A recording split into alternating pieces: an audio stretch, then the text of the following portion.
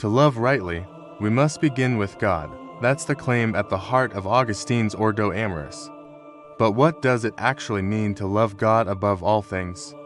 But for Augustine, this wasn't a slogan, it was a lived reality, something painfully learned through his own story of misplaced loves. Augustine would say it means this, that God becomes the deepest reference point for every decision, every desire, every relationship.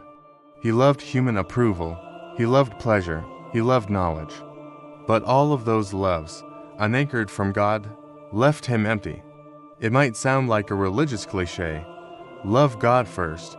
We often confuse what feels good with what is good. We put ourselves at the center and try to fit God into our plans, instead of fitting ourselves into His. When we say we love God above all, it doesn't mean we feel constant religious emotion or spend all our time in prayer. Loving God doesn't erase your personality, your dreams, or your uniqueness. It purifies them, it elevates them, it allows them to flourish in harmony with the Creator who knows you better than you know yourself. To love God first is to ask before anything else not what do I want, but what does God want, especially when it costs you something. Because it's precisely through those sacrifices that we are purified and strengthened. And Augustine knew this intimately. In other words, if we love anything more than God or even equally with God, we fall into disorder. But if we love everything through God, it becomes holy. This is hard. Not because God is distant, but because our hearts are tangled. But here's the paradox Augustine discovered. The more we place God first, the more we become fully ourselves. He knows the truth. He knows where peace is, but he's still clinging to old habits, old comforts. Because the world constantly tries to pull our loves out of order. Advertisements, ambitions, fears, they all scream for attention. Loving God above all, an act of resistance against this chaos. It's a quiet revolution of the heart. It means choosing integrity over convenience, truth over popularity. It means placing prayer not at the edge of your schedule, but at its core.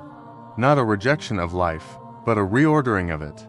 Like the video, subscribe to the channel, and share it with someone who needs to remember what really comes first.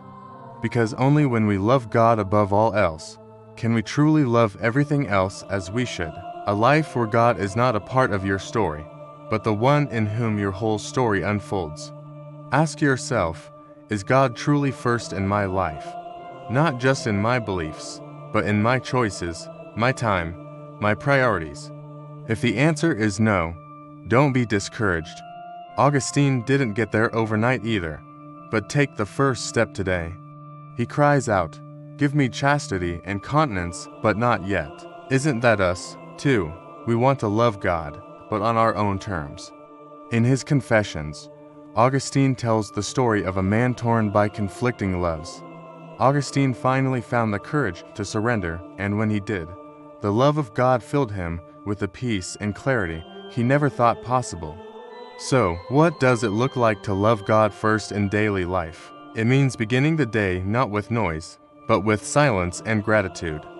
It means pausing before a decision and praying for guidance. But most of all, it means trust. To love God is to trust that His will is better than yours, even when it costs you something.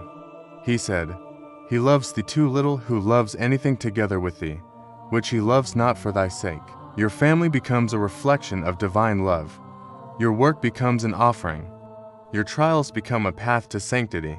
But this takes practice. It's not a one-time decision, it's a daily reorientation. And that's what Augustine invites us into.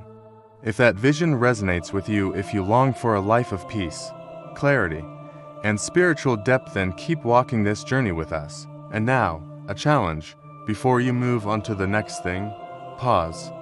If this reflection spoke to your heart, help us bring this message to more people.